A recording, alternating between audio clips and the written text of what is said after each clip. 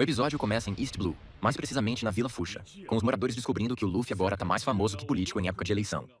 Todo mundo tá com o jornal na mão, comentando as aventuras do Chapéu de Palha e do Vovô Garp, que sumiu em Hachinosu. A palavra morreu não apareceu na manchete, então o povo já tá mais confiante que fã de personagem principal. Whoopslap, o velho que parece ter saído de um concurso de quem reclama mais alto, diz que Garp é uma lenda e não morre fácil não.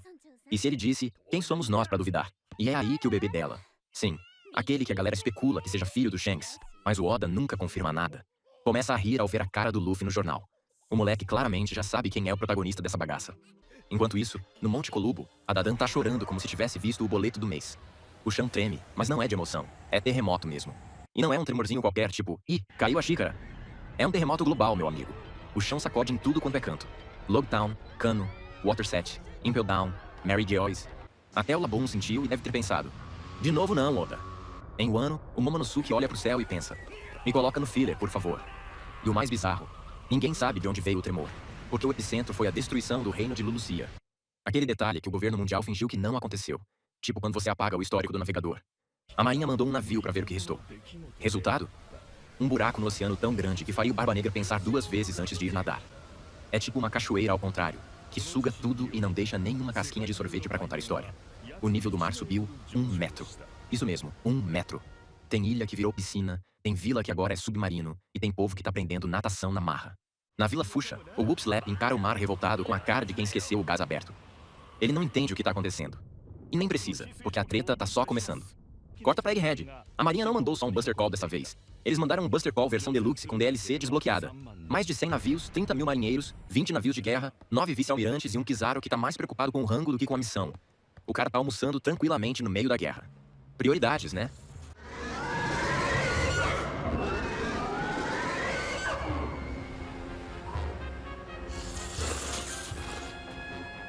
Kizaru liga pro Sentomaru no Dendenmushi e já chega no papo de ei, bora fazer as pazes? Sentomaru, com aquele jeitão de guarda-costas da firma, fala que se ele continuar atacando, vai levar pancada. E ainda joga a real. Os lasers dos pacifistas foram baseados em você, tiozão. Kizaru só solta aquele eu só sigo ordens, típico de quem sabe que tá fazendo merda, mas prefere fingir costume. Enquanto isso, no navio de guerra com ar-condicionado e poltrona VIP, Saturn está escondido como se fosse celebridade no shopping. Ele lê o jornal e pergunta se a matéria foi coisa do Morgans, aquele passarinho fofoqueiro que devia ter um podcast. Doberman confirma e passa o relatório. Vegapunk, seus satélites, o Serafim, a CP0 e os Chapéus de Palha estão todos presos na Lab Face, e o Frontier Dome tá ativo. Ou seja, nem entra, nem sai. Só tensão. Ah, e os cientistas da ilha? Evacuaram ontem. Saturn ordena. Afunda os navios deles. Sem dó, sem like, sem salvação. E ainda fala que a Bonnie, mesmo sendo filha do Kuma, não importa. Coração de pedra que chama, né? Kizaru-san!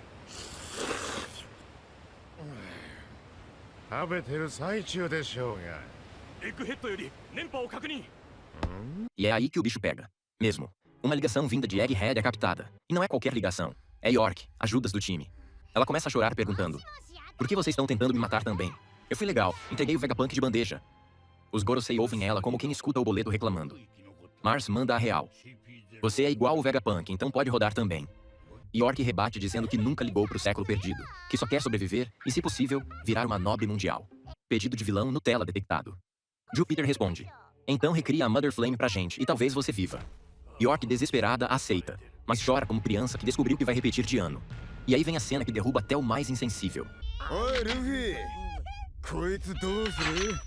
Mou youzumi da yo né?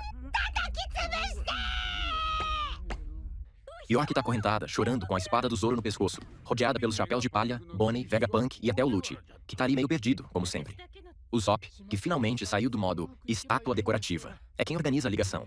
Nami e Vegapunk percebem a gravidade do momento, enquanto Luffy só pensa, vamos usar ela de escudo e vazar. O episódio termina com um clima de tensão tão forte que parece que o próprio Oda desenhou com carvão. A marinha tá chegando com força total, a ilha tá cercada, York tá se fazendo de vítima. E o Luffy? Provavelmente já pensando em carne e porrada. Clássico. O episódio começa com as coisas quentes e confusas, como sempre. Luffy, com toda a inocência e audácia que só ele tem, entra em contato direto com os 5 anciões. Sim, ele simplesmente liga pro topo da cadeia do governo mundial como se fosse a coisa mais normal do mundo.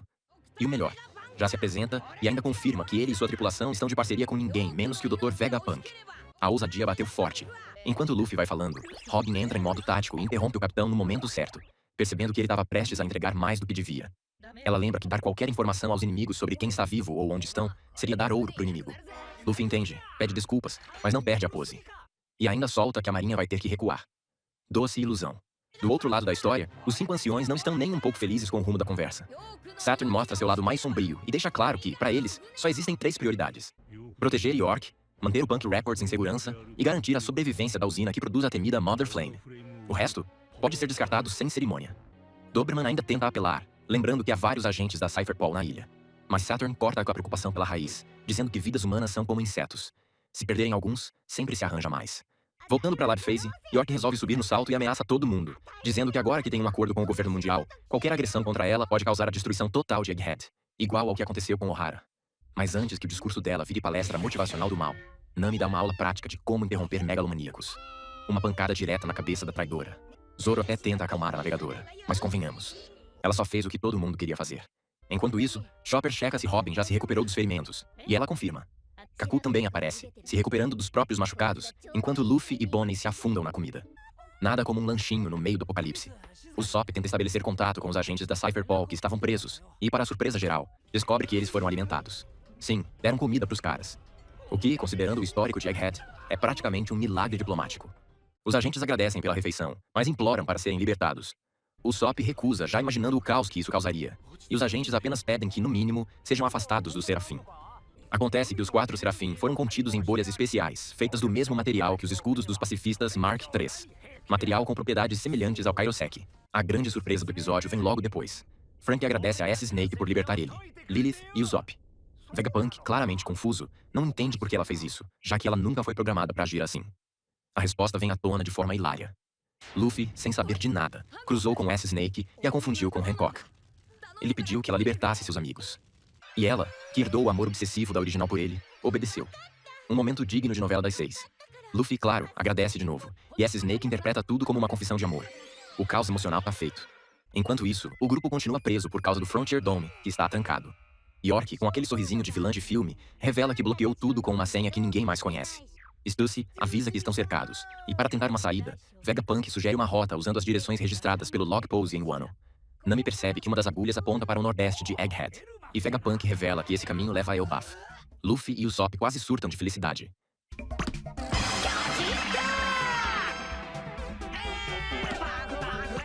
A estratégia agora é usar o Vega Force 01 para carregar o Thousand Sunny até o limite do espaço aéreo da ilha. Depois disso, eles pretendem usar o Coup de Burst para escapar voando do cerco. O problema? O domo ainda está trancado, e York segue fazendo doce com a senha. Mesmo assim, Vegapunk, Edson e Atlas começam a tentar decifrar o código por conta própria. Enquanto isso, Lilith recebe a missão de pilotar o Vega Force 01, e Luffy, Bonnie e Frank seguem com ela. Lilith comenta que será a primeira vez que sai da ilha, e Luffy já começa a sentir saudade da comida local. Bonnie concorda e diz que deviam levar um pouco com eles. Mas Luffy lembra que o Sanji tá vivo e pode cozinhar o que quiserem. Bonnie então revela que está mais leve, mais tranquila. Ela não quer mais matar Vegapunk, o que no contexto é uma vitória. Do outro lado, Luffy misteriosamente entra em contato com Saturno e informa a situação. Saturno pergunta se Kizaru pode entrar na ilha com seus poderes de luz, mas Kizaru responde que Sentomaru está protegendo a entrada. Saturn manda ignorar, mas Kizaru diz que isso vai contra seus próprios princípios. Ele alerta ainda que, se o ataque começar, Sentomaru provavelmente vai ativar as Sea Beast Weapons e os pacifistas. A tensão cresce.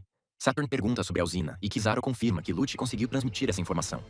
Os navios começam a se posicionar, os usuários de Rokushiki entram em modo de espera, e a unidade de bombardeio é instruída a mirar nas Sea Beast Weapons em vez dos pacifistas. O ataque está prestes a começar. No final do episódio, o grupo de Luffy chega ao Thousand Sunny e ao Vega Force 01. Kizaru finalmente entra em ação usando seu poder, Yata no Kagami, para atravessar a ilha.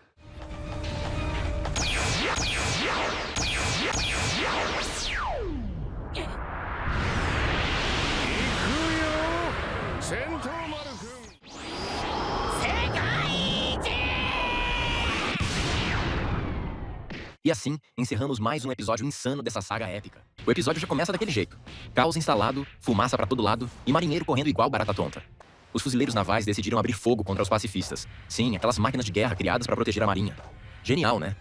Parecia uma boa ideia, até que Sea Beast Weapons, essas versões aquáticas monstruosas de Godzilla tecnológico, começaram a dar o troco e afundar navio atrás de navio, como se estivessem jogando boliche com embarcações. E quem precisou meter a cara para tentar conter a bagunça? Os vice-almirantes, claro, porque alguém tem que tentar parecer no controle, mesmo quando claramente ninguém tá. Lá no meio da zona, doutor, Vegapunk tá com aquela cara de quem não sabe se chora ou chama o seguro. O homem tá genuinamente confuso com o fato de estarem atacando mesmo com Sentomaru de guarda-costas. E foi aí que a ficha caiu. Se estão atacando com Sentomaru por perto, é porque alguém muito acima do nível entrou em campo. Sim, senhoras e senhores, Kizaru chegou, e não pra bater papo. Ele veio com a missão de passar o rodo no próprio Sentomaru. Diplomacia versão Buster Call.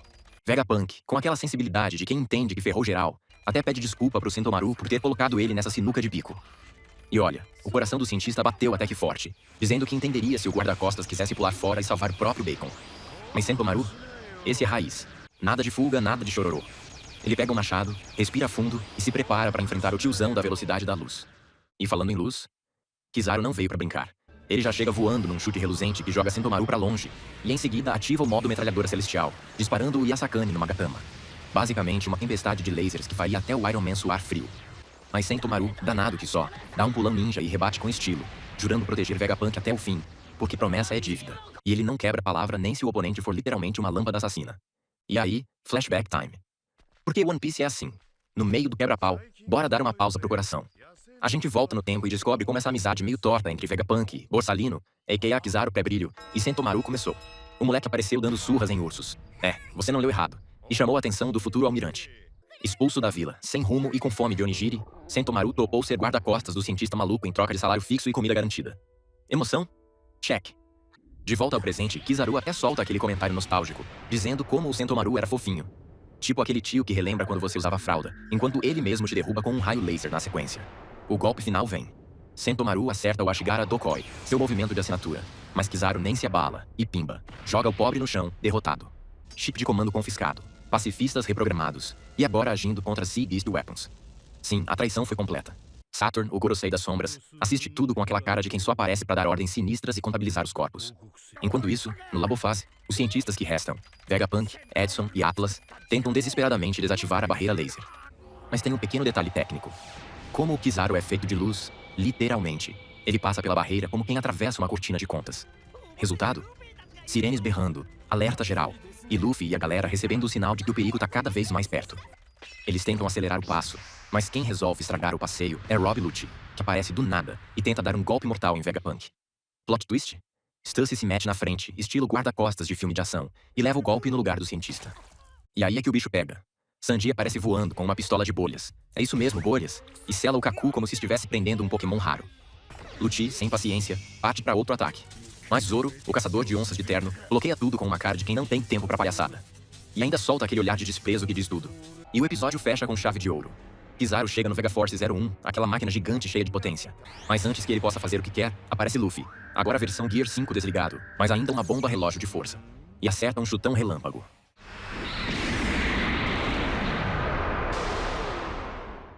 A história começa onde o barril de pólvora estava prestes a explodir. Mary Geoise, a cidade mais pomposa e insuportável do mundo. Do nada, Bartholomew Kuma, o ursão que já foi revolucionário, rei, e atualmente é uma espécie de zumbi com GPS quebrado, chega como quem não quer nada. E solta um ursus-choque que literalmente destrói metade da cidade. Simples assim. Tipo um passeinho no parque, só que com ondas de pressão que fazem os palácios parecerem castelinhos de areia. Enquanto os nobres mundiais aparecem gritando por comida, porque claro, até no apocalipse eles só pensam em barriga cheia. E exigindo a execução do Kuma, surge ele, o mais ranzinza de todos os almirantes. Sakazuki, o Akainu em pessoa, com a cara de quem odeia segunda-feira, pirata e qualquer coisa que sorria. Ele encara o Kuma com aquele olhar de, isso vai feder, e manda a real. Se o governo não consegue controlar esse robô ambulante, então ele vai ter que virar sucata. Mas no fundo, o Akainu tá ali coçando a cabeça, tentando entender o que raios tá movendo o Kuma. Afinal, o cara não tem mais nem memória, quanto mais vontade própria. Mas seja lá qual for a motivação misteriosa, isso não impede o almirante de meter um meigo, aquele punho de magma apocalíptico, bem na cara do Kuma, arrancando um pedaço do rosto do coitado.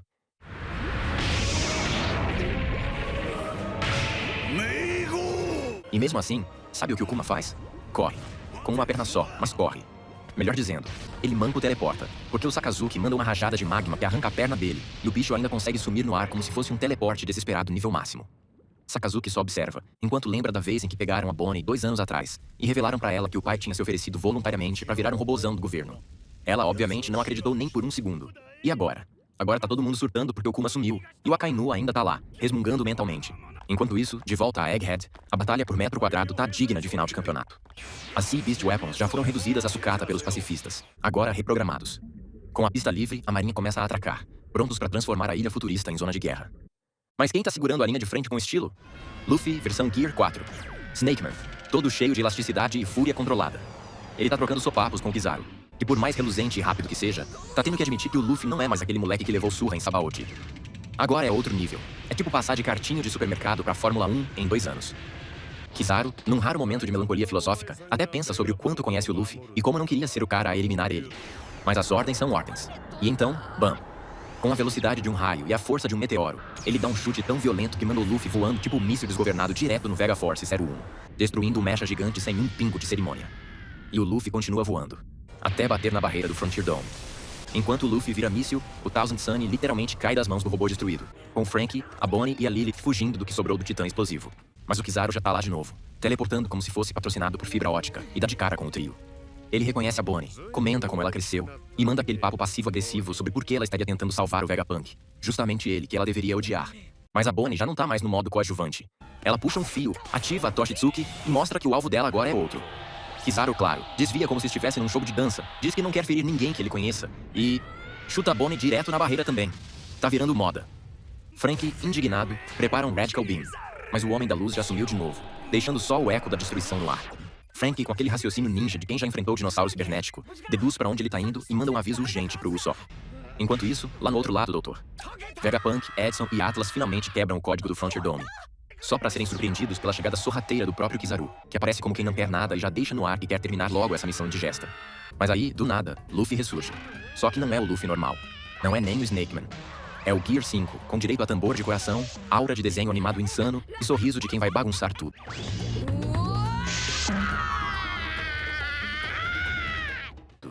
Ele ativa o Gomu Gomu no gigante, transforma o braço numa muralha viva e agarra o Kizaru como se estivesse pegando um brinquedo de garra no fliperama.